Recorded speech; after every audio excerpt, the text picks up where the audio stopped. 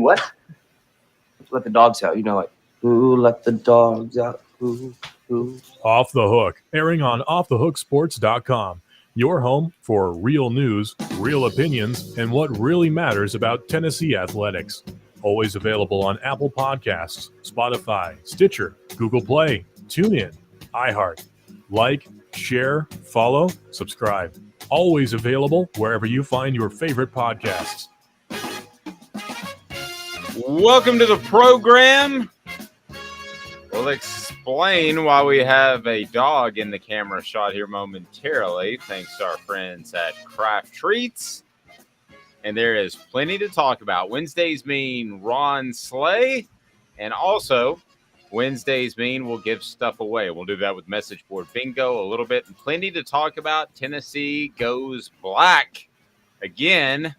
And they go with the black jerseys. So we shall discuss that and your opportunity to win prizes if you like to dress up your dog. And we'll just go ahead and get to that before we get to the fact that Kentucky's just one big hot mess after I really dove into things yesterday and really took a look at the Wildcats and watched some tape. And I'll give you my thoughts on the Wildcats, and they are a hot mess. All right, Amanda LaFrada has a miserable-looking dog. Good morning. How are you? I'm doing well, Dave. She's not miserable. She's just tired. Yes, she's not a morning dog. Brittany says, morning, y'all. Happy hump day. Morning, guys. Go Big Orange. So a lot of people already on board waiting for us, and we greatly appreciate that. We start each and every weekday at 8:30 Eastern. And why does Amanda have a dog? Because we have partnered with our friends at Craft Treats. And you can send your dog photos in. So go ahead and get the dog photos, and we'll tell you how to post them tomorrow and send them in. And it's going to be on our YouTube page in the community channel. And the winner will receive an awesome prize pack from Craft Treats. Craft Treats has the CBD cannabinoid treats that are chill pills, but they've got other things as well. Use the Off the Hook promo code, get 20% off holistic, awesome, organic treats for your pets. What the H is that dog supposed to be? She's a dinosaur. A dinosaur. Yeah. She looks like a dinosaur after the meteor hit because she's very lethargic. She's just a tired dinosaur. She's a tired dinosaur. Looks like she's had a chill pill this morning. She's been dipping into the chill pills. She may have. Just check them out at crafttreats.com. So what we're going to do, for those of you that like to dress your dog up, it doesn't have to necessarily be this year, but for Halloween, we're going to post, and Amanda, if you can do that at some point during the show, we're going to post on our community tab on YouTube that you should be able to post your picture. Crazy says, "Aw."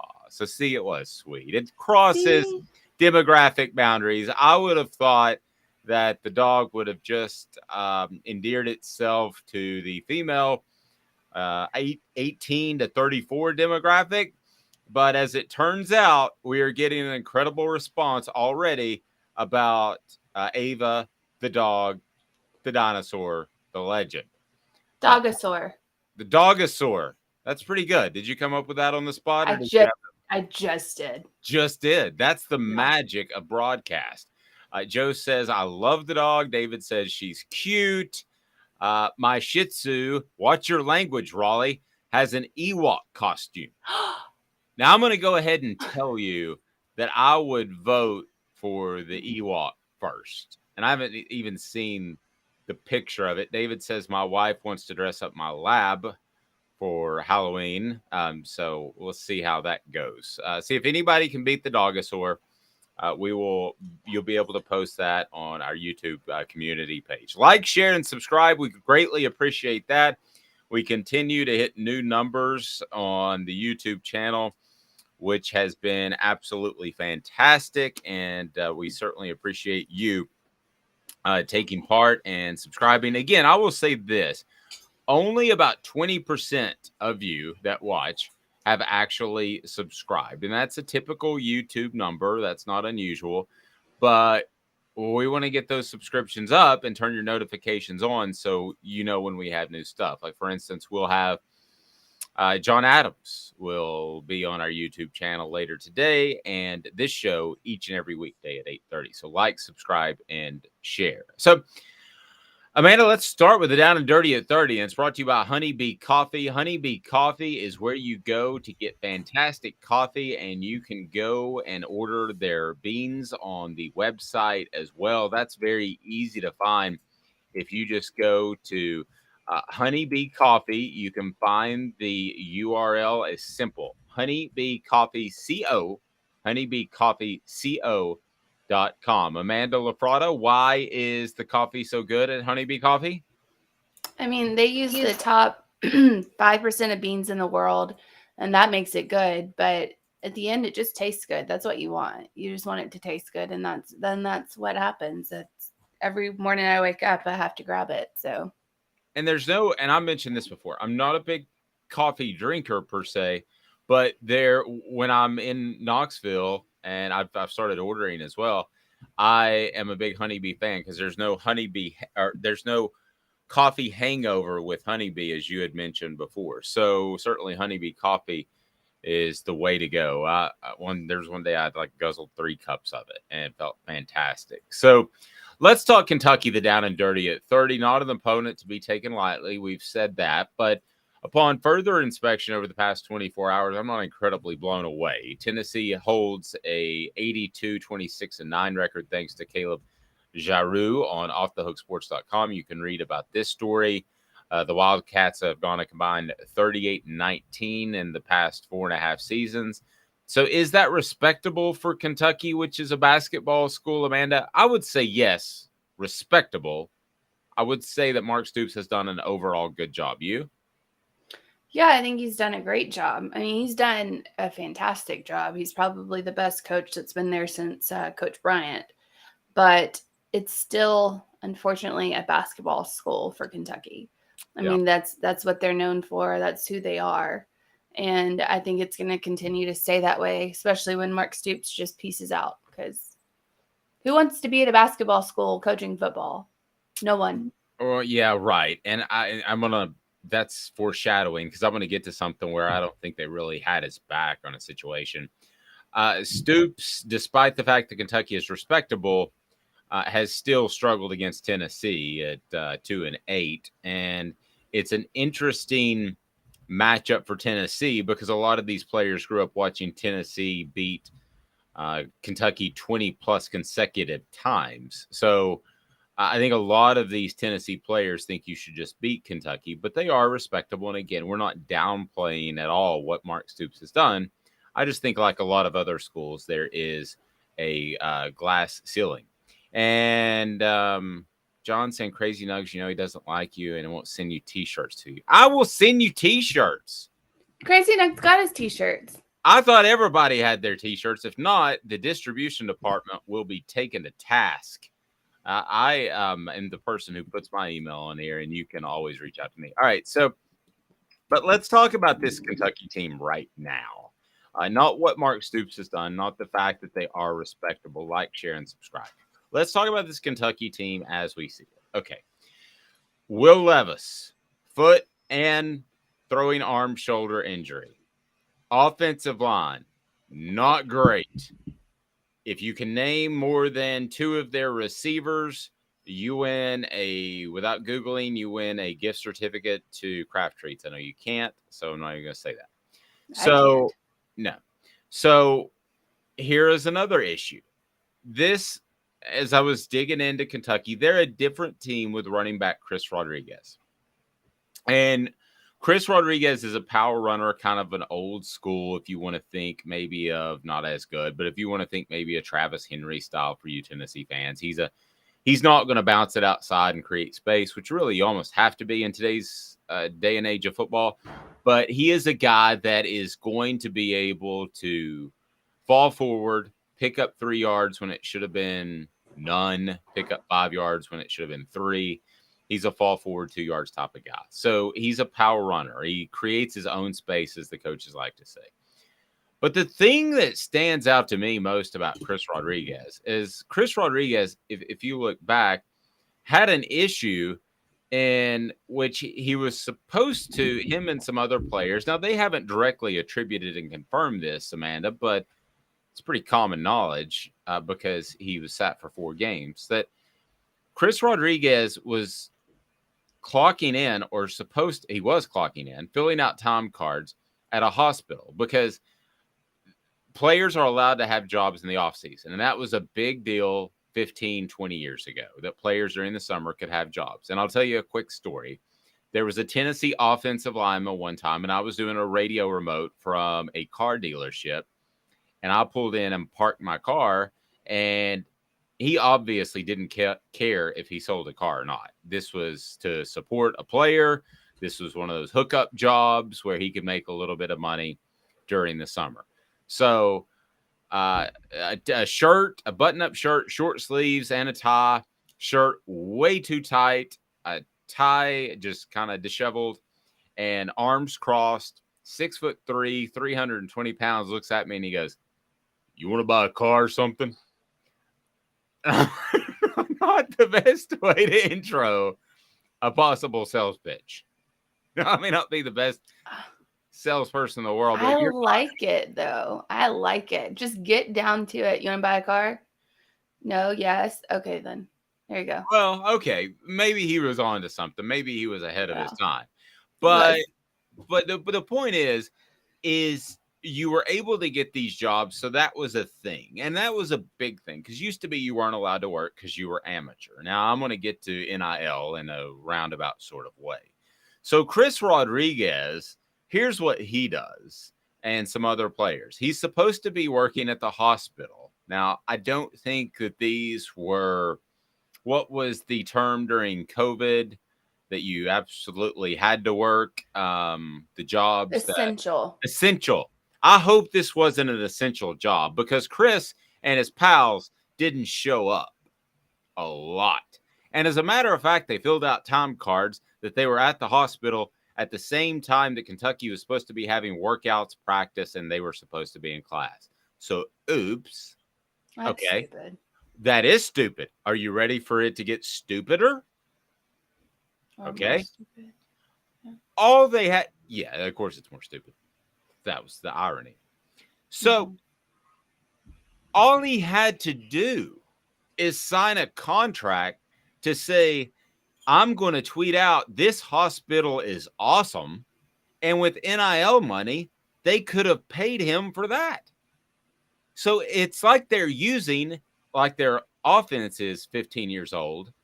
They're using these outdated methods of paying players, which all he had to do is tweet it out. You have to do some sort of action. I know more about NIL than I ever thought I would, because we do work with Jacob Warren and Cooper Mays. And I've said before, I'm very proud to say that we pay them for their appearances, and we love it. But at the end of the day, Amanda, it just befuddles me and makes me think that Kentucky is never going to be a football school if they can't figure that stuff out. If I can figure it out and they can't, that's pretty troublesome. Why would you even put a player in a situation where he had to be there? Why wouldn't you just put him on a billboard or have him tweet something out? You have to do some sort of action to get NIL money.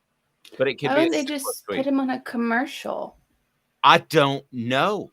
Then he wouldn't have to tweet out. All they would have to do is just run the commercial. Right. Or let's say, for instance, there is some sort of issue, okay, that he might have. And a company, now this is where players, and I think NIL is going to get interesting, because let's say a player has, I don't know, a character issue, and you might not want him associated with your particular brand. Well, Chris Rodriguez accepted a guilty plea and for a May arrest for DUI. So I don't know if that's part of the reason that he got involved with this signing up for hours thing. Maybe there's not a company that wanted to be associated with him. But I think it's big. I think it's bigger than that. And Brittany's saying we're making too much sense of the folks in Lexington to understand. I feel like I can say that because my cousin is a junior at UK. It's bigger than that. It's the fact is, if you're at Kentucky, and why did Kevin O'Neal, for the old ones among us, why did Kevin O'Neal leave Tennessee? He was a basketball coach and left in the middle of the night. It was because Isaiah Victor wasn't deemed eligible and a Tennessee football player was. So that's why the thing at Kentucky that Mark Stoops is doing is impressive, but not sustainable. He is Correct. there is no way, Amanda, a 5-star basketball player at Kentucky would get in any sort of trouble like this. I mean, the DUI aside. No, and I mean, back in the day too, even this is why Coach Bryant left Kentucky, is because Yes. he got a pin and Rupp got a Cadillac. So that's why Coach Bryant left Kentucky, is because basketball was king, and there's nothing you can do about that. Yes. So I look at this team. I go into every week, especially during game week, and I take a look at it at each and every team that Tennessee has played. And I have told you that Tennessee has a substantial foe in Kentucky, one that you don't want to overlook. But this is a lot closer to when Tennessee ran off 20 straight plus wins than I thought initially when I looked at this Kentucky team. This is a team that Tennessee would have to show up and play a C- game to, and Kentucky would have to play an A to A+ game. I mean, this is, whether you want to say talent, scheme, whatever the case might be, Amanda, there is a gap in the way these teams play. Now, Kentucky is better with Rodriguez back. He played well against Mississippi State last year, and he is a power running back, and that's probably a little bit of a weakness for Tennessee. And Tennessee's secondary is not great. Can Will Levis take advantage of that? I don't think so. And I've told you before that, I picked Alabama to beat Tennessee. I think most people did. And I thought that LSU would be a struggle. I was wrong. So I might be wrong here, but I feel solid about this one. I didn't feel solid earlier in the season about any of my picks because this Tennessee team had so many unknowns. But, man, I just don't think this is nearly as substantial of a feat as I thought even 24 hours ago before my film study. I don't see how this Kentucky team stays close. I don't see how they stay close either. And I know we've talked about Tennessee's secondary, and that's their weak spot. And can Will Levis take advantage of that? No, because he doesn't have an offensive line. That's just the answer. Tennessee's defensive line is going to gobble him up. And I wouldn't be surprised if he did not play the entire game. Like, that wouldn't surprise me. I feel like he's going to get hit hard, and taken out. That's just my opinion. I'd do an over-under on that. I would too. I'd say 3.5 quarters. I'm sorry, 2.5 quarters. Yeah, I was like 3.5 is a little much. Yeah, if you want to say 7:30 minute mark in the third quarter, is he still in the game? I would say no. At this I point. think it depends on what happens in the second quarter, in the first half. Because if he gets hurt in the first half and they can go to the locker room and shoot him up real quick, then maybe he won't feel it and he'll stay out the rest of the game. However, if he doesn't get hurt in the first half, then he'll in the third quarter, he's gone. Well, and the other thing, isn't this kind of it for Will Levis? I mean, at some point, if you're going to be the great NFL draft prospect that everybody believes, don't you have to pull the plug on this season if Kentucky's not going to make any sort of significant run? I mean, don't you have to say that, hey, and I hate it when players lay out of bowl games and all that sort of thing, but I do get it. And at some point, if they're a 5-2 team, if they hit 5-3, does Will Levis say, I think that I would be better off preparing for the NFL? I'm not saying you should quit on your season. I hate to be that guy, Amanda, but at some point, this is a business decision, right? Well, I think before the NIL came along, yes, I understood kids wanting to come out of games and, not play like Christian McCaffrey set out again in his bowl game. And I get that kind of thing because you don't want to take that chance for no reason at all. Well, now that the NIL is here, you're already getting paid. That's your job. This is now your job. You play those games. You play those bowl games. I don't care if you have a career in the NFL. You're getting paid to play. You play. I'm going to half agree with that. How about this? So I'm going to say that you're right theoretically that they should play because why? Because, well, they've signed an agreement with an advertiser, a sponsor, whatever you want to call it, and they have agreed to those terms. But we've already seen the LSU player, the quarterback, walk away in preseason despite the NIL deals. I'm sure these are paid up front, a lot of them, or maybe they're not. You know, I can tell you with Jacob and Cooper, who both enjoy doing our podcast, I said, I'm going to write up a contract that protects you so that you make sure you get paid. But if you at any point don't want to do it, you don't have to continue. That doesn't mean I'm going to continue paying them forward. And they're both like, okay, that's cool. And they both enjoy it, and it's awesome. And I think the insight has been something that you can't get anywhere else. Subscribe to the YouTube channel, hint, hint. So all of that in there. Like a typical job. I mean, that's what it is. That's like kind of, isn't that how things work out? It's how a normal job works. I don't get paid, in advance for the entire year just to see if I'll work. That's not how that works. That was considered at one point to get you on board. Vols Automotive Group. Wish I'd held out. Vols Automotive Group on Callahan, but I've held up on my end. Vols Automotive Group is about integrity. They want, they need, and they appreciate your business at Vols Automotive Group. They'll take care of you with a great car selection. They'll also take care of you when it comes to car service, so you know about integrity. And here we go. This is sometimes the thing that gets people riled up and got people to up and just, I'm those young whippersnappers. I'm getting out of my seat and I'm going to my car and I'm going home. And that happened in 2009. That happened in 2009. The third down for what? No, that was a little bit later. Good. No, gracious. that was 2009. That was with Lane Kiffin. No, that was Butch. That was a Butcher. Yeah, Butch was third down for what? Lane was third down, I'm gone.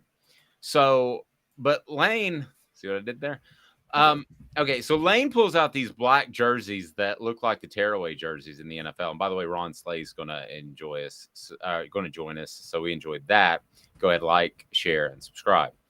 And all right, so there were a lot of people that got up and left the game on October the 31st, 2009, when Tennessee ran out there in black jerseys. They came out in warm-ups in the usual jerseys, and then they said, no, we're going to wear black jerseys that looks like the tearaways from the 70s. They were atrocious looking. You and I could literally, I will put my Hooker t-shirt up against any of those jerseys any day of the week. That is a quality piece of art. Those jerseys were absolute trash.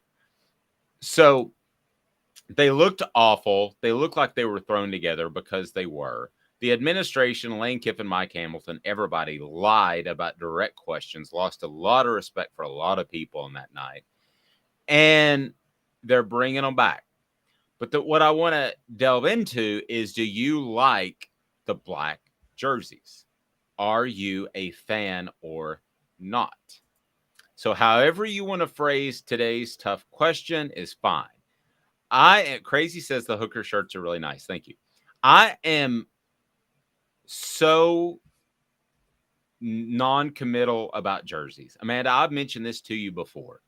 Jersey numbers, I sometimes have to think if a team wears their dark colors at home or white, because I just focus. It's almost like I go colorblind in some sense. I just focus on a player, and even jersey numbers don't mean anything because I can tell by the way a player moves who he is when I cover them closely like we do now. So it doesn't. Wow. I'll be. Yeah, but it's just no. It's kind of actually a shortcoming, to be honest with you, because when somebody asks about what about old 22, I'm like, Emmitt Smith. Who are you talking about? Because sometimes the numbers don't register. That's just how my brain's wired. It's not a good or bad thing, but You phrase it how you want to. Black jerseys, good, bad, love them, hate them, and that's what we'll do. Dean says I'm cool with the all black, including the helmets. Joe says best alternate uniform in the country. David says I like the old school, but I'm good with a little change. Joey says everyone loves him so far. So what do I know? I don't know what you know. I don't know what you know that I know. I don't know what you know that I know that you know. So I will tell you that I thought that it would be split. So I want to put the question out there. You phrase it how you want to, and then we'll ask Ron Slay about that. Today's tough question brought to you by Pedigo Chattanooga. Pedigo Chattanooga is right there in downtown Chattanooga, locally owned store where you'll be treated like family. Tell them Off the Hook Sports sent you, the region's foremost electric bike experts. They put their hearts into helping you find the perfect electric bike and get the most out of it for many years to come.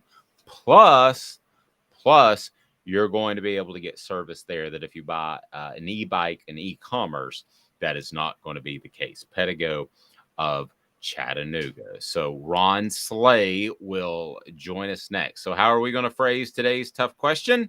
Well, is it all black or is it like the blackout? Because I saw the helmets are black. And that looked pretty cool. Yeah, which I will say that's the one thing that I don't like. What? Yeah, I don't like changing the helmet. Why don't you like changing the helmet? I don't know. I can't really. I think it's super cool if you do the whole. Now, see, there are some uniforms that should never be changed or touched.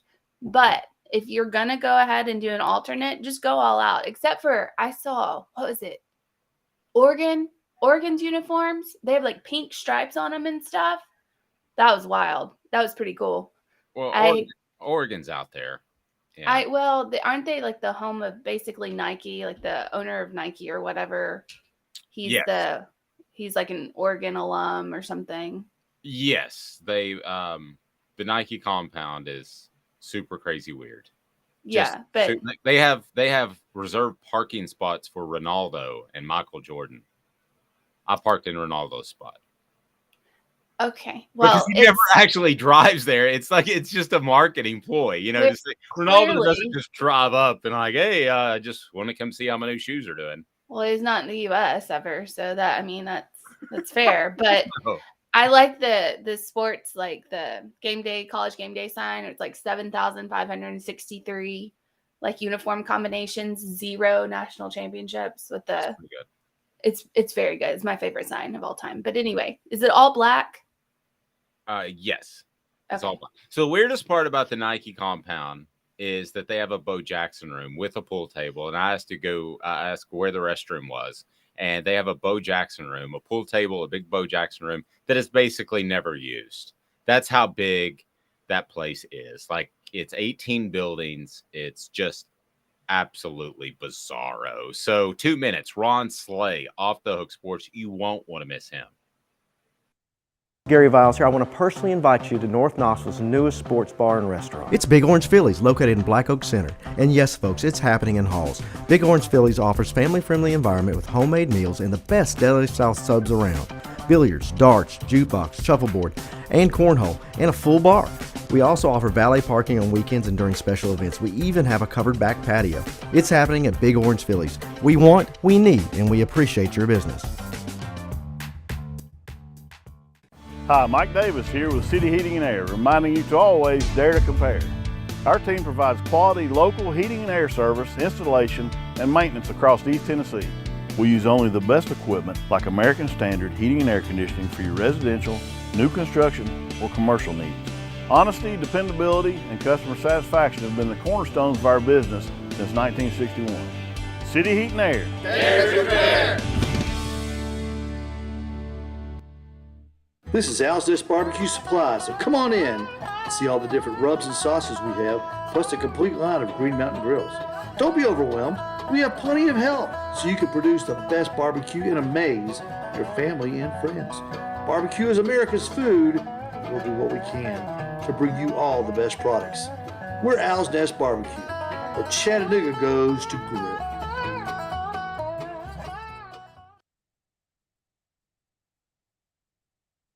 Do Do you want to own the more that owns every job? Then get to Vassy Lawn and Garden in Cleveland and get you a Toro. I'm David Vassy, here to talk to you about Toro. With a Toro Zero Turn, you'll get more out of every minute and you'll reach the finish line faster. At Vassy's, we like to say, no matter if you're mowing 3 acres a week or 11 lawns a day, homeowners and business owners alike find confidence in equipment they can trust from top to bottom. Vassy Lawn and Garden, Highway 60 North in Cleveland. Man alive, it's worth the drive. We do our research. Have you done your research? We're working like heck. Today's tough question. What's the real debate? You sipping my soupe, Guadalupe? Exclusively on Off the Hook Sports with Dave Hooker and Amanda LaFrada. You drinking my sake, Kimosabi? Oh my God. So today's tough question. Let's bring Ron Slay in here. First, he's jamming. What about this? It's a pretty good tune, isn't it? Yeah, that's what I'm talking about. How you start this? Yeah, back in the morning off. Yeah, back in the day, I actually worked at a Mexican restaurant with the lead singer of this band. We were both 19, and it's named Gran Torino. Gran Torino, and yeah, they had a full horn section, funk, and it was. If you looked at, you'll have trouble looking them up because Clint Eastwood did a movie called Gran Torino. So if you Google it, you have to really look. But I'll send you a link. It's phenomenal music. But the problem was when you have 12 people in a band and you have to pay everybody, Ron, it's kind of hard to make things match up. I can imagine, man. Listen, man. Everybody got a part to play, man, but it's sometimes to get to. Hey, just you got to get some extra incentive. See, me take some wings. I would have been like, all right, it's cool. Gotcha. Well, Ron, I think if you can maybe turn that mic down just a little bit, I think that's like maybe overly distorting you and it's breaking up a little bit. But what about now? I want to get. Oh, I think you sound great now. Give me those deep, awesome tones. 4, 5, 6, 7, 8, 9. We're close. I tell you what, the connection looks good. Let's go ahead. Let's get rolling and see how things do. So our today's tough question, as you heard the intro, Ron, is the question is black jerseys. Are you a fan? Do you like those? What do you think? That some traditionalists hate it. What do you think? Right.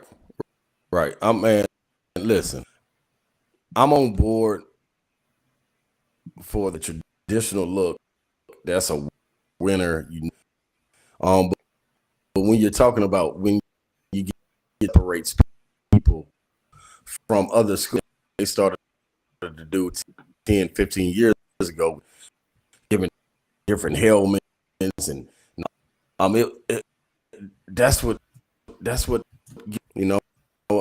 I was doing a lot of coaching and dude, it drove me nuts. As soon as I walk in the gym, you got green shoes, you got neon orange shoes, and oh man, and you know what it is? We're what having. it is? What is that? Safari. I don't. Oh, Safari. it's this. Get you right back, Ron. Happens every time. Ron, you know what it is? Safari. And we'll explain why Amanda's Ava's dog is on there. She's a bumblebee now.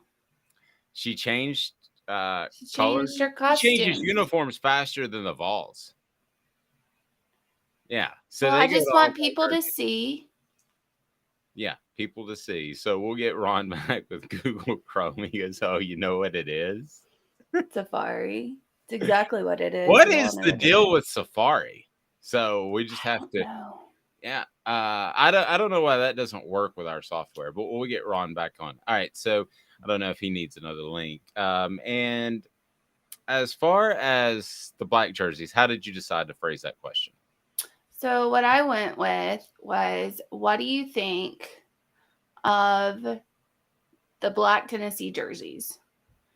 And then I said, ooh, nope, meh, not my thing. Yeah, they're okay. And then love them. Okay, where do you stand on that? I like them. I think they're cool.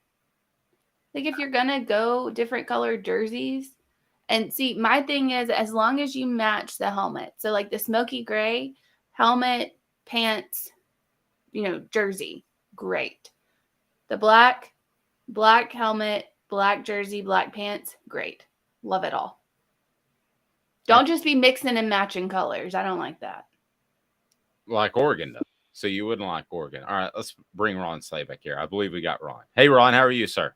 Good, man. My bad. That's all right. Good. My fault, Amanda. You're good. It's always Safari. Okay, so your thoughts on the black jerseys? Yeah, man. So the black jerseys it's cool for what people got to understand. I'm always good for the traditional the jerseys, the orange and white. You can never go wrong with it. But in order to appease these new generation of kids, man, you got to be able to switch it up. It's as much as it is about the product that you're putting on the field. It's about how you look too, and what grabs their attention for that quick second. And if that can be a reward going down the line for playing the correct way, being the film on time, practicing the right way, creating a good environment, you got to give it to them, man. That's what it is. Look at what Oregon has done. They changed the game. And then when Tennessee switched to a Nike school, that did it. Like you look and see with these different helmets and stuff, that pops. And the first thing you do, you get free advertisement when kids go to social media and start recording and things like that. So why wouldn't you want to do it? I mean, I understand it's not a change it's one game.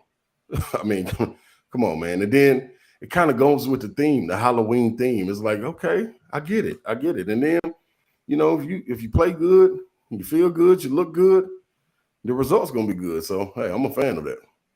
So you're just 26 years old, I believe, right? You are correct. I just turned 26. Yeah, yesterday. So you might not even remember the 2009 Lane Kiffin game where they ran out there with black jerseys, but I'll remind you, they look like you, me, and Amanda had sewn them together on the Tuesday before. As long as they're not like that, I'm more open to it. I can sew now, okay? Hey, we just saw that costume the dog had on, Amanda. We believe you. Thank you. I didn't make it, but thank you. Yeah, the ones Lane Kiffin went out there and that was I see that's when you're rushing it and you're trying to force it. You can't force it, man. If it's not ready to go out, it's not ready to go out, man. So I think we see that what's going on down there in the SIP. Yeah, it's exactly right. He's Lane trying to force it? No way. So, all right. So do you have pets, Ron? No, I don't, but I do love dogs. Okay. So if you had a pet, because we're running a promotion here, thanks to our friends at Craft Treats who provide all kinds of dog and cat treats, would you dress it up? And if you dressed it up, what would you dress it up as? Oh, if it was a dog, first of all, I'd dress up as me. I put a little headband on it because I feel like I was a dog. You know what I mean? That's the first and foremost. If I want to go inside my chest and tear it open and show what's inside, there's gonna be a dog. So why wouldn't I? I mean, it just goes hand in hand to me, And then you got Smokey and things like that. It is what it is. I love it. All right, Ron, we'll talk some basketball, as obviously that's what you played at Tennessee. But yeah, I've been really blown away by your football knowledge, and I scouted out Kentucky, and I scout out the teams that Tennessee play typically either Monday evening or Tuesday evening. So I did it last night, and yeah, I have a lot of respect for what Mark Stoops has done. I don't think this is a great Kentucky team. What do you think? I think it's a team that was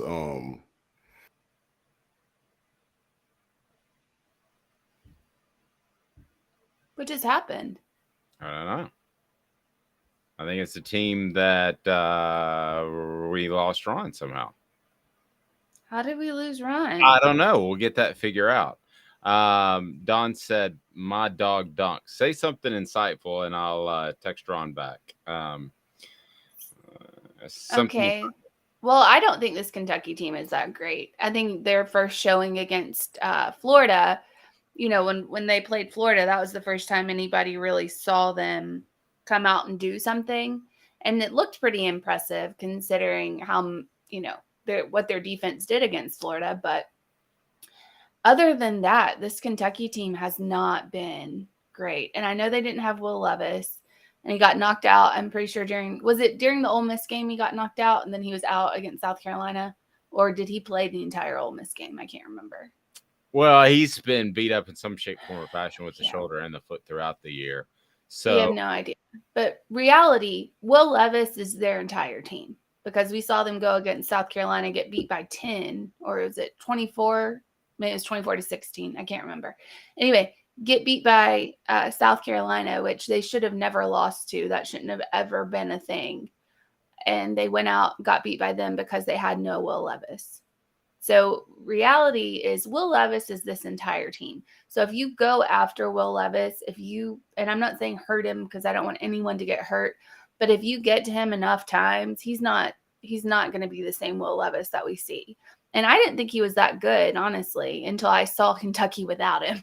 Then I was like, well, maybe he's pretty good, because Kentucky without him is really, really terrible. And I can't stand him because he puts mayonnaise in his coffee. We got Ron back now. We got you back, buddy. I don't know what happened there. We got you back. Oh no! And now Ron can't hear us. Can you hear us, Ron? Give us a thumbs up if you can hear us, because we can't hear you. How do we went from hearing you to not hearing you? All right, so Ron's. I think you got on Safari again.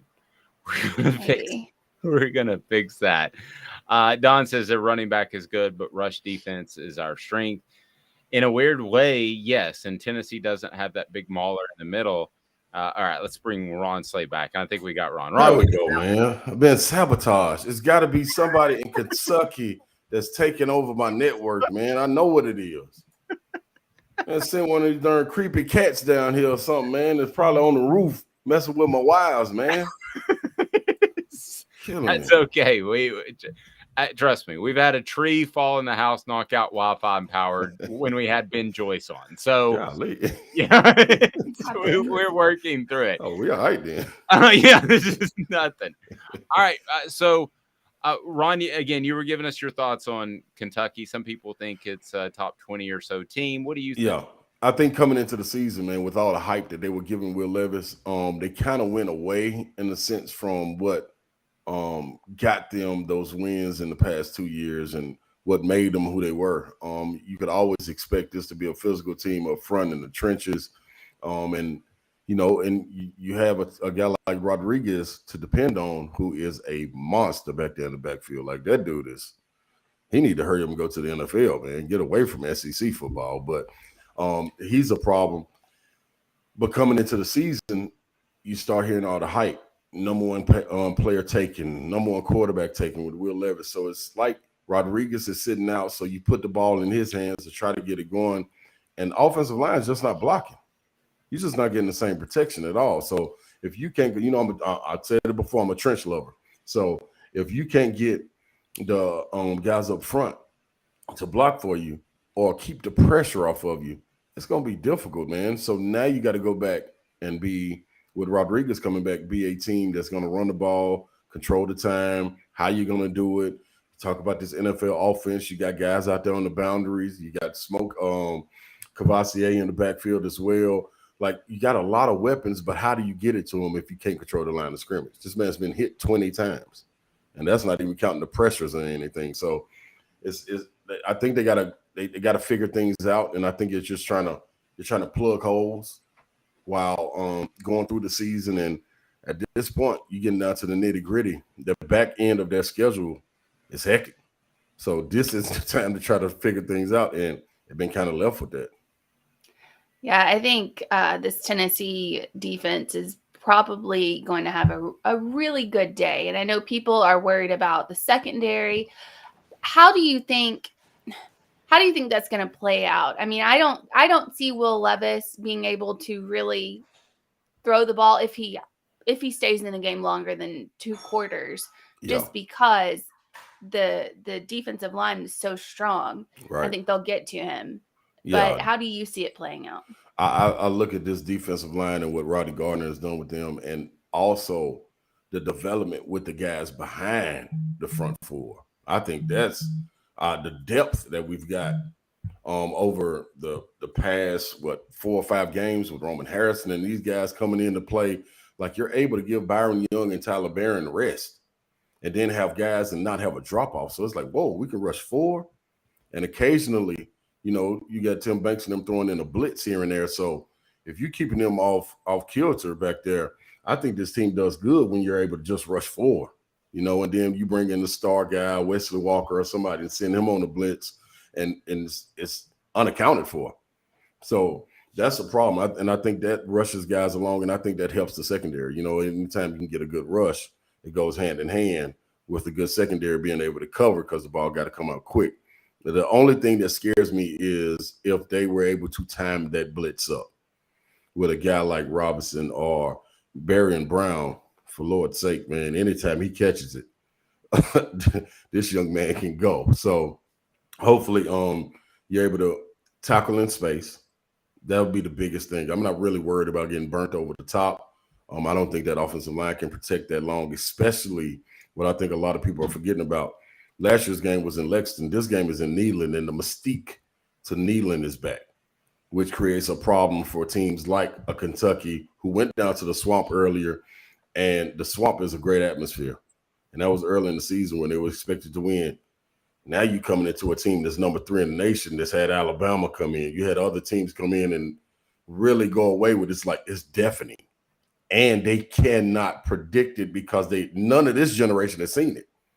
They don't know nothing about that. They just know about going in the locker room and, hey, man, let's get out there and go warm up. Now you coming in and you looking up. You like, oh, man, look at Neyland, man. Look at these lights and look at these banners and jumbo. It's different. You captivated. And by that time, you're down 10-0.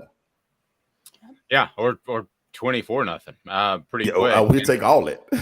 Yeah. So, Ron, I'm curious what Nashville's like. And Ron's on 104.5 The Zone, and he does an absolutely fantastic job with Brent Doherty. And Ron, do you need to take that call? Nah, that's just facts, man. We don't even got no house phone. Like, that's the craziest thing. Well, why do you have a fact? It never rings. It never rings. Like, it's crazy. Right. The Kentucky people. That's all it is. Kentucky. Yeah. Keep that tea out this week. Yeah. So Kentucky. Okay.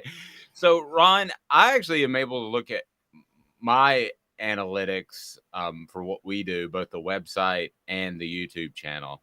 And it's funny, our number one market, part of it's because Knoxville is so saturated with coverage, is actually Nashville. So I'm curious, you're in the mid-state area. What is, and that's a Titans town, I would think, going into the season.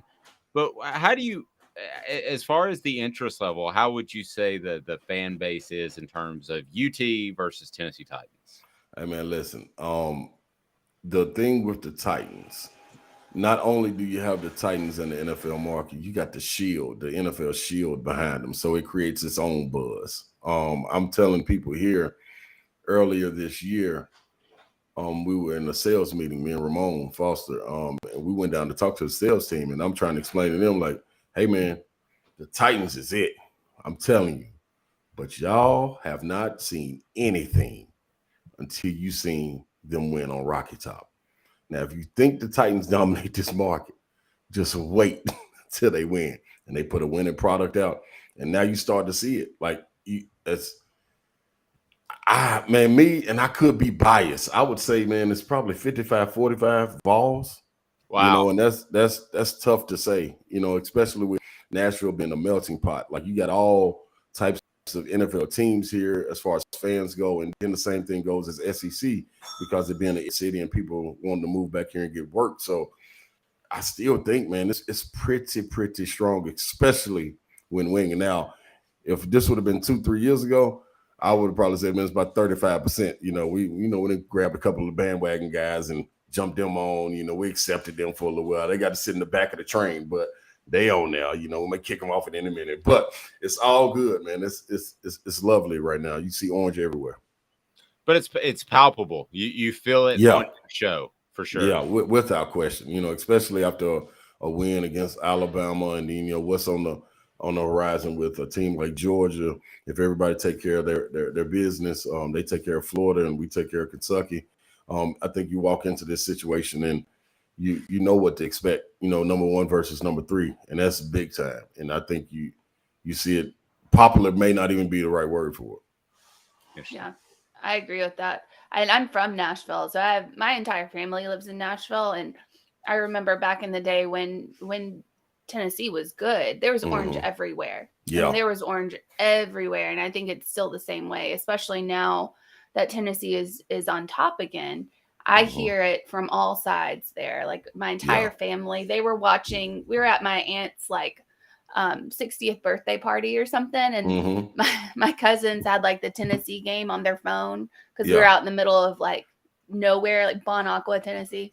And they had the Tennessee game on their phone, just listening. It was Tennessee Pitt. I remember that. But everybody's on that bandwagon. I totally agree with you on that one.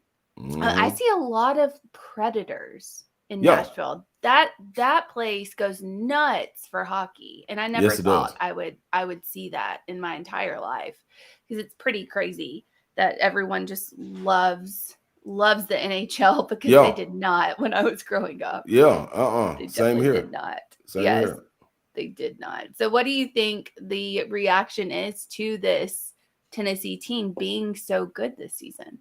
I think it's, we talked about it last week on BBS, battle Vols syndrome. I think you're starting to see a turn in spirit, a turn in belief, a turn in hope, and starting to kind of grasp to that instead of grasping to, man, at some point it's gonna slip up, everything gonna go haywire. Instead of that, it's like, oh man, just give us one more shot. Is it any more time on the clock? You start to get that belief and the hope, and you start to expect to win, which is it's tremendous, man. So I think if you take that and you go with it, the sky's the limit.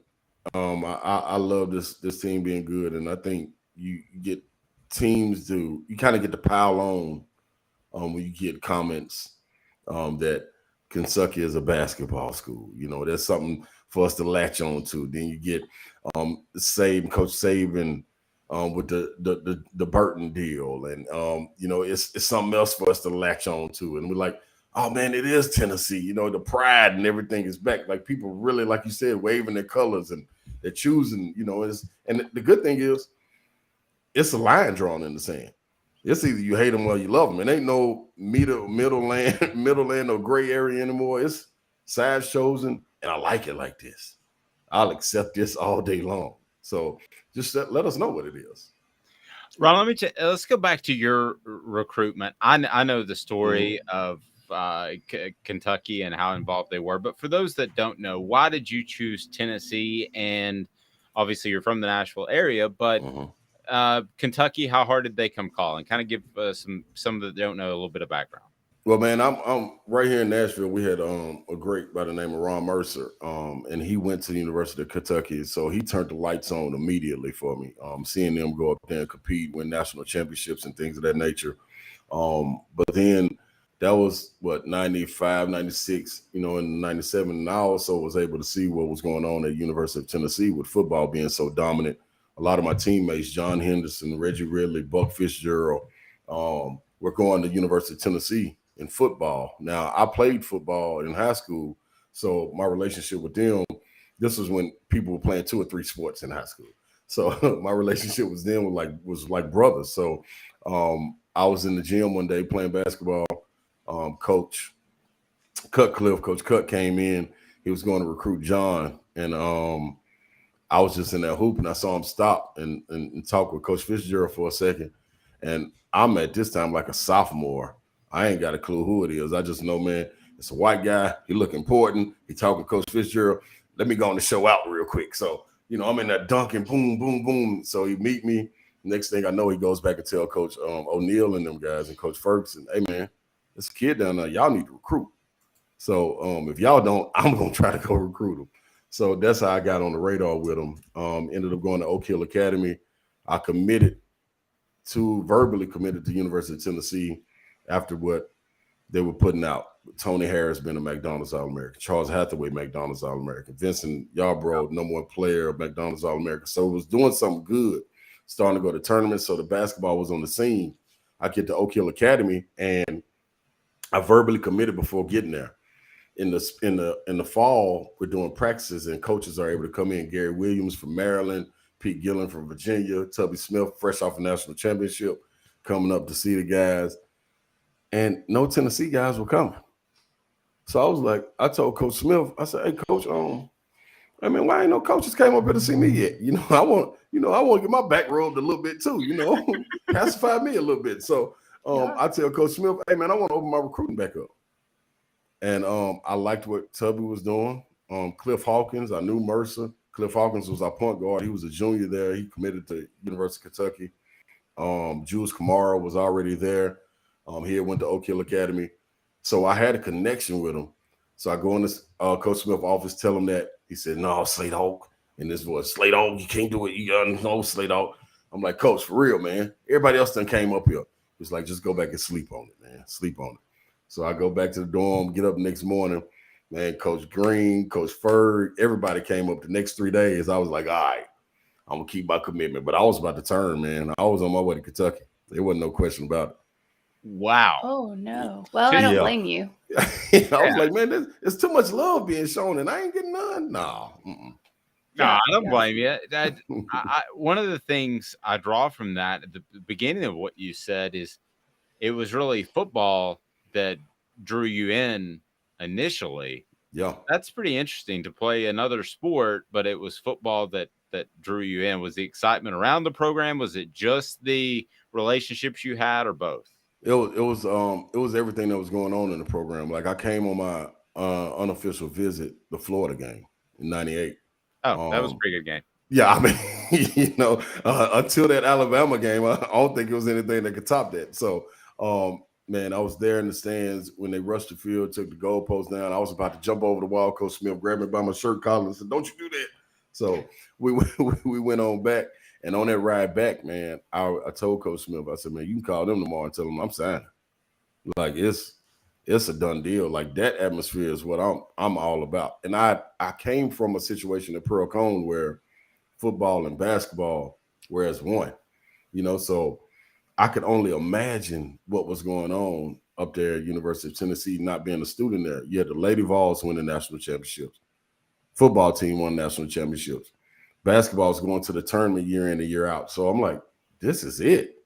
This is it. So that was pretty special, man. And I always told guys like Grant Williams and Admiral Schofield and those guys, like even this bunch today, Josiah Jordan James, y'all ain't seen Knoxville, man. And y'all can win. Elite Eights, Final Fours, whatever it is. You combine that with football winning, you'll never go home in the summer. You'll go to many terms, every summer session, like you would never go home. The city is amazing. And so I got to experience that. And that did it for me. That did it. My mom actually went to Pearl Cone, but she went to Pearl Cone when it was Pearl and Cone. And then she went when it became Pearl Cone. Hey. So that was, she's a Pearl Cone alum. That's what I'm talking about. Yes. So we talked about Hendon Hooker. We've talked about him thoroughly and what he can do and all of that. When it comes to the Wildcats, because I won't say Kentucky, but when it comes to the Wildcats, how do you think he's going to be able to carve up this defense? One, I think so I'm a trench lover and I love both sides. I've was roommates with John Henderson. So I looked at the game from a different lens. When I came on my official visit, I went with John Henderson and Big Cat. So instead of, they put me with Charles Hathaway and CJ Black. And I was with them and I told them, hey, man, I'm about to go over here, man. So I hung with them. So I see it from the defensive line. And then one thing that's overlooked is this offensive line. Things that they're doing, from Garvin to Mincy going out and another guy coming in, like, it is amazing the protection they have. They understand the prize that they have back behind them, and they're protecting them. And he understands up front, outside of the safety blitz against LSU when they got blown up, Everything else has been pretty much good. So when you say carving him up, he's going to sit there and have time and not go through like last year, one option, two option, take off and run. Now it's one option, two option, come back to the first option. Is a tight end open, running back. Now I'm going to go. He got all day. So carving them up is the exact word for him. Like we can't get close enough to Thanksgiving to carve that turkey with exactly what he's going to do to these kitty cats. But I'm just saying, I expect some really good things. And I think another thing with it is we ain't even seen the best of Hypo yet. Oh, yeah. You know, I thought LSU, the underneath shovel pass to Princeton Fant was enough to blow my mind to get that first down on fourth down. I'm like, whoa. But then to audible out on the goal line against Alabama and go to an I formation and put him at fullback and let him run. Then another wrinkle, get to UT Martin, and now you're throwing passes with Fant. Like, I don't know what Hypo along with Hooker is going to do. I don't know what's going on in practice. But the confidence is supreme and superior to everything else. So that offensive line going to protect them, and they better choose wisely. Kentucky better choose wisely, and they better not. If it ain't two safeties over the top, somebody's in trouble.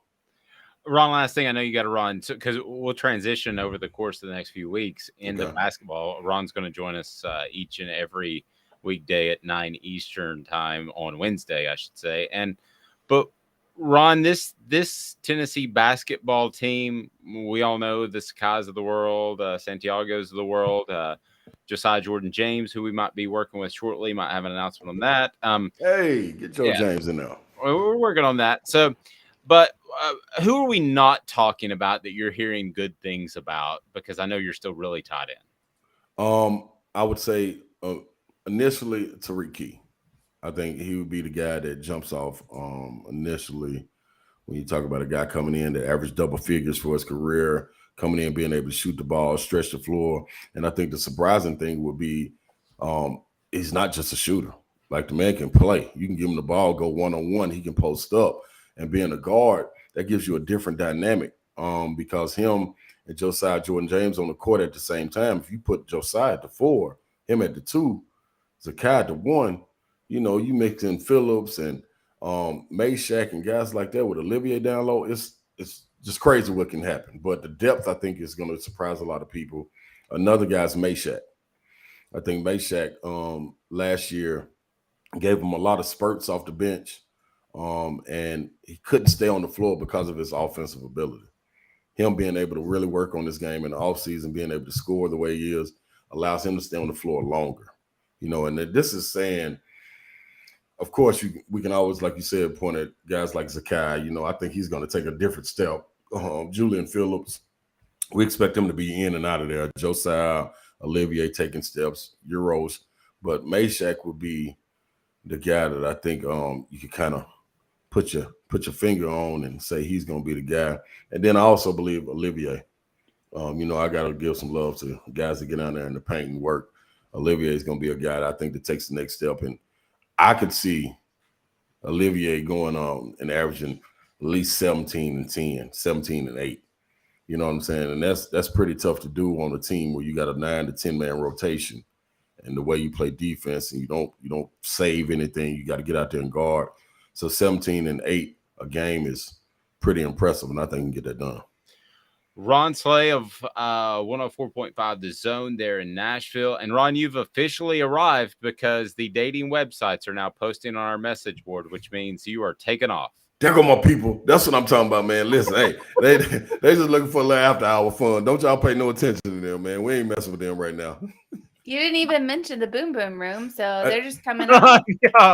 I'm trying to figure out what happened. Somebody must have been passing out flyers while we were in here putting flyers on the cars and stuff. So I guess that's what it is. We can always tell when our listenership gets high because we get the swipe left, swipe right crowd. Yeah. And so Ron, you're big time now. So go ahead and tell Brent now you're huge and that you can handle the show all by yourself, and you don't need anything else because this is you're national now.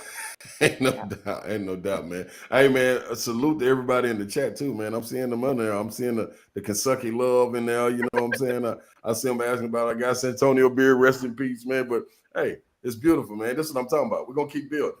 We appreciate you, Ryan. Take care, buddy. All right, y'all. Yeah, nothing like having a great guest that you want to get on, and you get the adult chat website promos in your message board. Just gotta love that.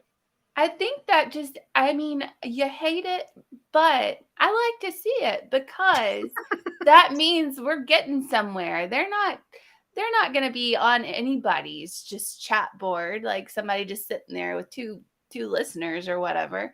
We're doing something here, okay? If they're coming over, they're trying to reach people, so that's fair. Yes. Smoky Mountain Red said, I prefer them over the Georgia fans from yesterday. Like, subscribe, share, and swipe right. Which is it that you do on Tinder? I never got on the Tinder. I don't know either. I just know there's left and right because my friend, he does it a lot. But no, I have no idea. I've never used Tinder or a dating app or anything. But sure, I really haven't. I think I'm just too old for that. I don't know, but it did kind of miss me as well. It missed me, yeah. I just didn't ever get on there. But anyway, I don't think you should swipe anything on us. We're not on Tinder, so don't swipe. No, we're not. But go ahead and hit that like button. Brittany said that you're not hitting the like button enough, so we want you to hit the like button. Brittany, stay on top of me. Like, subscribe, and share. What did I say? Something bad? Yeah, let's review what you just said. What did I say? After talking about Tinder? Well, I said Brittany said hit the like button. Is there something? Yeah, and then what did you say after that?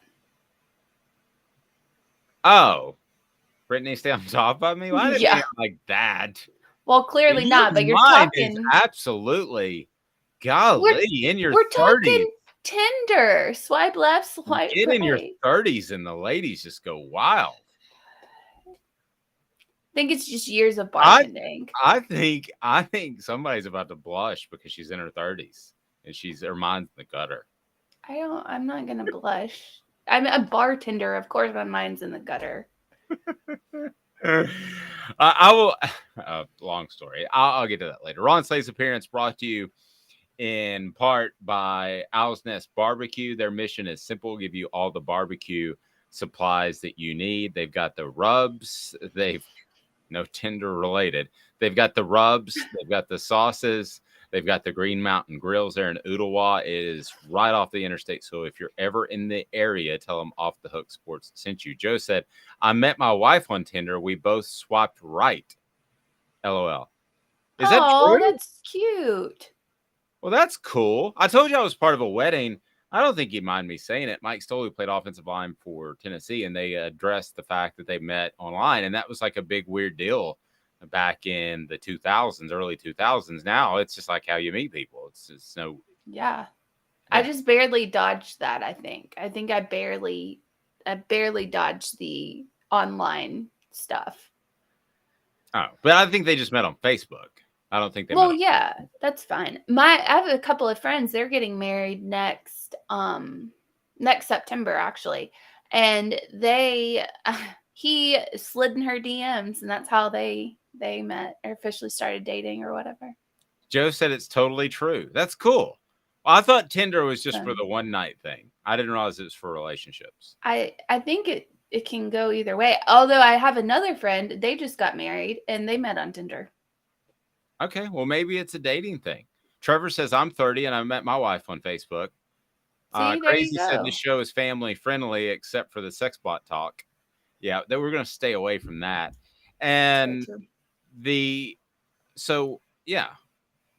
didn't know. I thought Tinder, here's what all I know from Tinder is that I ask a buddy who's younger than me, who's about your age, and this is years ago. And I said, so have you ever used Tinder? It sounds like a total sham to me. And this was his only response. And this is all I know. He goes, want to know. That was it. Just want to know. All right. I'm glad we're not. Oh, there's another app called Bumble. And I guess it's where the girl can approach the guy. Well, they just got married this summer, I think. Bumble. Bumble. Okay.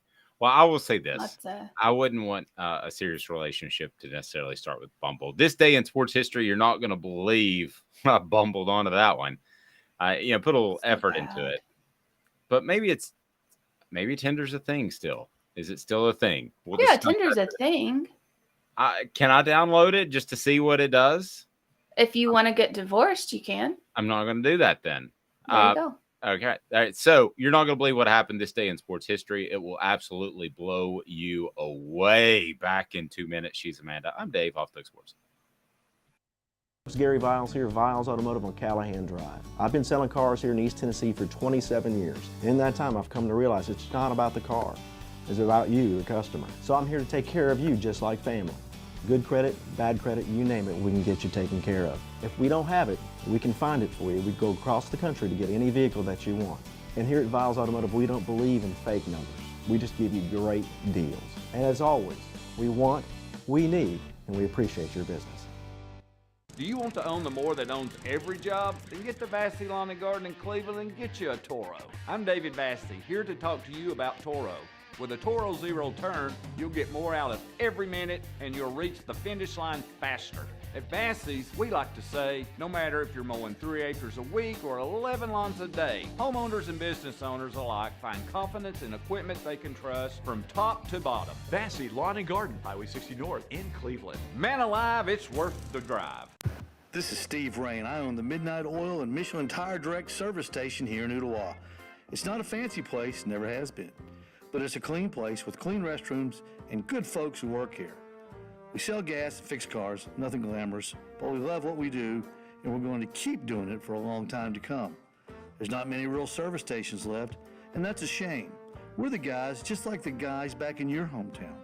We'll fix your tire, change your oil, and put a new set of Michelins on your car. If you want a Twinkie, you'll just have to keep on going. Thanks for the business.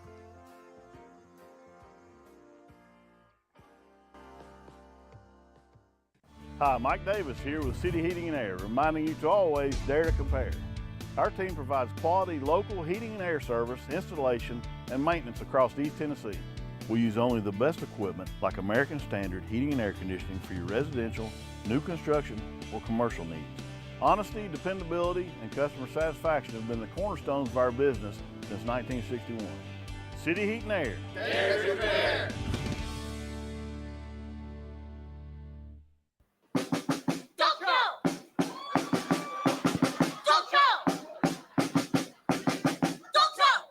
Sounds like Sesame Street.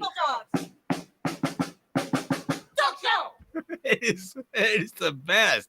Have you not seen that Will Ferrell dog show with Molly Shannon on Saturday Night Live? No.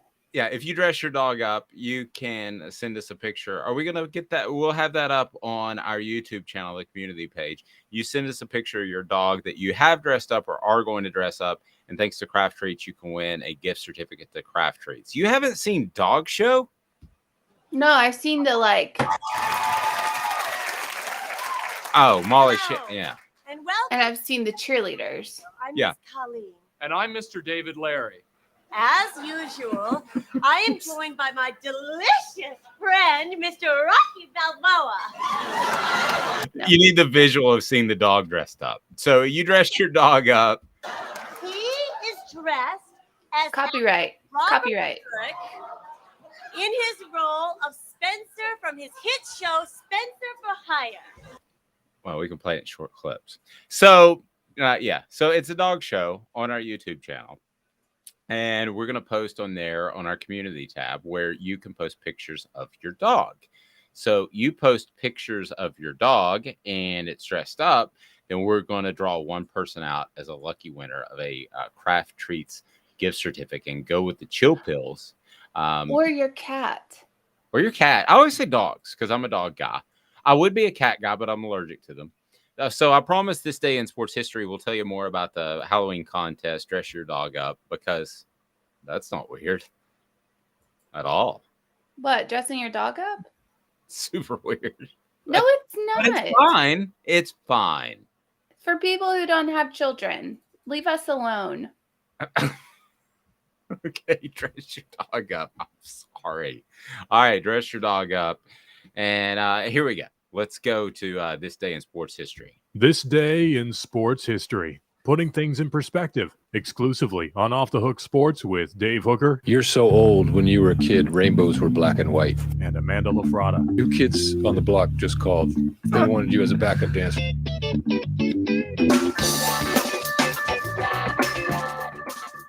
We didn't get to play that bit of funk for Ron Slay. We'll do that. All right, so this day in sports history, again, want to be sure and say thank you to Brittany, who's been so helpful in putting this together. Actually, not helpful. She's done it all. And she reminds you to hit like right now. She says hit like. And somebody told me that is very significant in terms of getting us out there for you and the more people we add. And there is this thing that we've learned about, and I've kind of gone back and forth about this. I don't want to get too sidetracked. But there's this thing where you can like donate. Donate's a weird word. You can super pay or something, and we're looking into that. Yeah. So we're not taking donations. And if somebody wants to give somebody money for hosting a show, that's fine. But I can tell you we're probably going to add that for one simple reason. It's going to be to add people like Ron Slay, like Jacob Warren, like Cooper Mays. So we're probably going to add that. But I just want to go ahead and say, first and foremost, all that's going to go back into the production value of the show. So, yeah, we'll talk more about that. We haven't even talked about that yet. But this day in sports history, let's go back to October the 26th. Number 6, Tennessee beats number 7, Alabama, in 1996, 20-13 at home. Peyton Manning, 12 of 25 for 176 yards, 1 touchdown and 1 interception. Jay Graham had 14 carries for 128 yards, 2 touchdowns. Joey Kent, 6 receptions for 125 yards and a touchdown. So that was a big, big deal. And it was the year before, 95, 96, 97. It would have been, I believe it was the year. Was it the year before, Amanda, that the streak was broken? Tennessee, Alabama series. I believe it was the year. You might want to help me on the message board too. I remember that game specifically because I felt like, it's that the Tennessee Alabama game had been one of streaks. So it always is. It always weird. is. It is very super weird.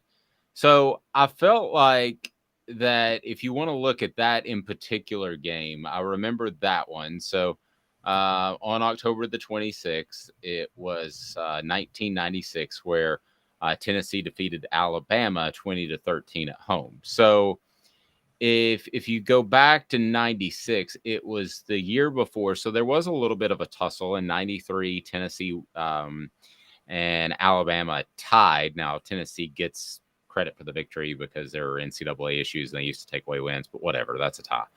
So, and then the next year, Alabama won 17-13. And then you have the breakout performance in 95 by Peyton Manning. And let's face it, they put everything into that game. You had the Joey Kent dig route that went for a long touchdown on the first play of the game, and Tennessee just took over.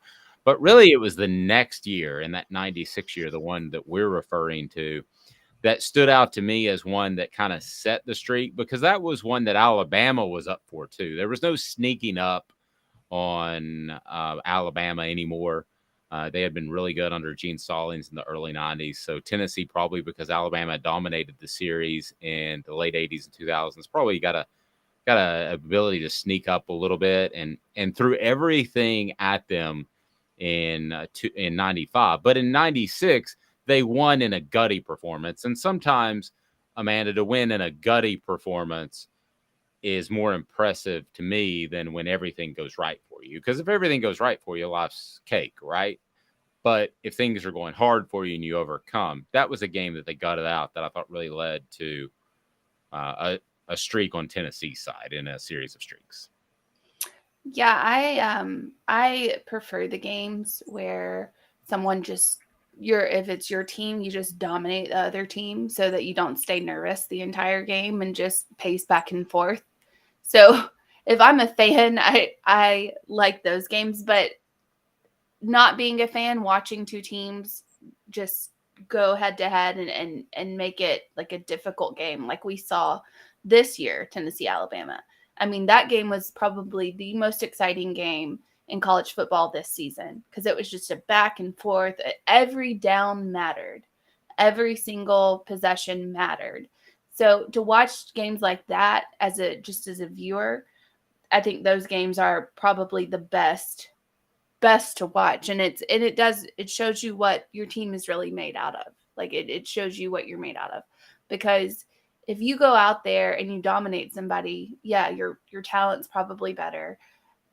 Your coaching's better. Like in all facets of the game, you're more than likely just a better team.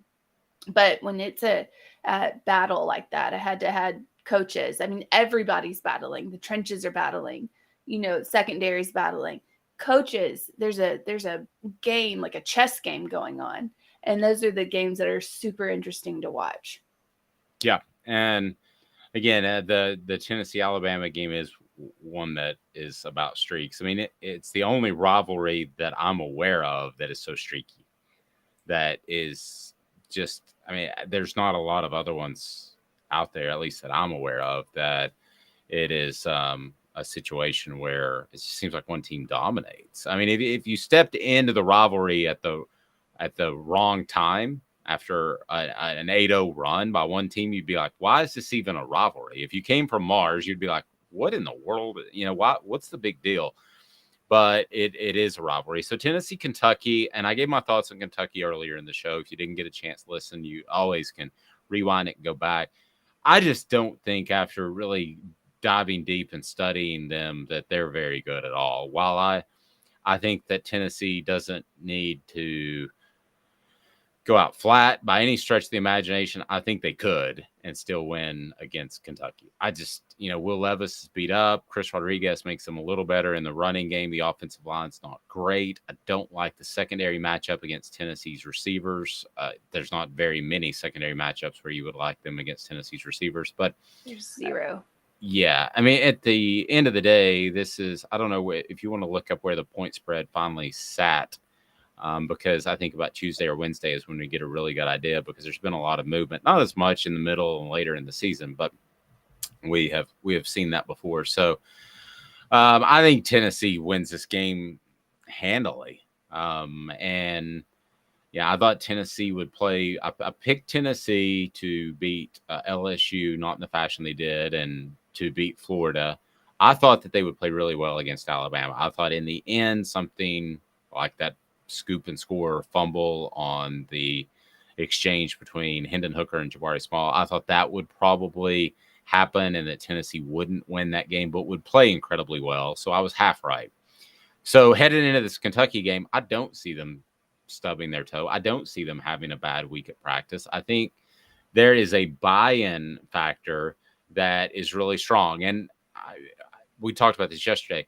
But the role that faith plays in this team, whether it's faith in Jesus, faith in whoever you believe in or whatever, or faith in Josh Heupel, there was a faith with this team that they believed good things were going to happen if they worked hard. So the buy-in moment from the players I talked to was actually last year at Kentucky. So that's when the buy-in moment happened. If you remember, that was a shootout game, and Tennessee was able to hold on. But that was the week, if you listen to Josh Heupel or you listen to any of the players, they said straight up that they practiced well that week and it paid off and they beat a good Kentucky team. That's when things started to change. And you can listen to those interviews on our YouTube page. Again, just 20% have actually hit that subscribe button. So like, share, and subscribe. And we're with you each and every weekday morning at 8:30. So, all right, so we're going to have on our community tab on our YouTube channel where you can post pictures of your pet. And hopefully we won't have any Tinder pictures up there. But you can post, yes, you can post pictures of your pet that is dressed up. So in the course of the show today, Amanda has already dressed her pet up twice as a dogosaur. And a bumblebee. And a bumblebee.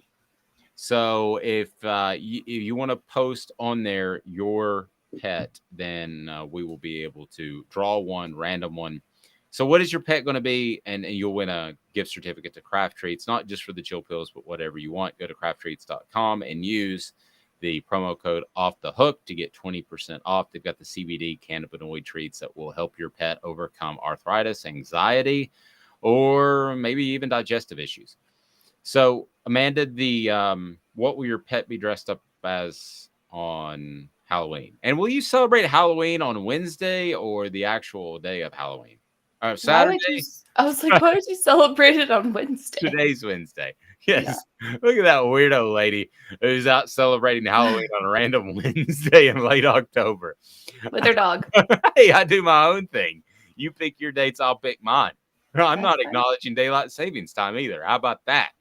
All well, right. That's going to be a problem considering our show has to kick off at a certain time. I do wish we'd get rid of that, but that's another story. We're getting rid of it next year. They voted. It's done? Because I've heard done, that for done. years. It's done. No, it's done. The Senate or whatever voted on it, and it's daylight savings time is going away. We have to do it one more time, and it's gone. Okay, I'm down with I that. know. It's crazy. All right, so let's get to a little message board bingo as you're able to win great stuff from Craft Treats. Message board bingo is now. By the way, Tennessee is a 12.5-point favorite as of this morning against Kentucky. So it really hasn't moved. It came out about that. So 12.5 points. Not at the beginning of the season. It wasn't 12.5. No, the beginning of the week. Oh, yes.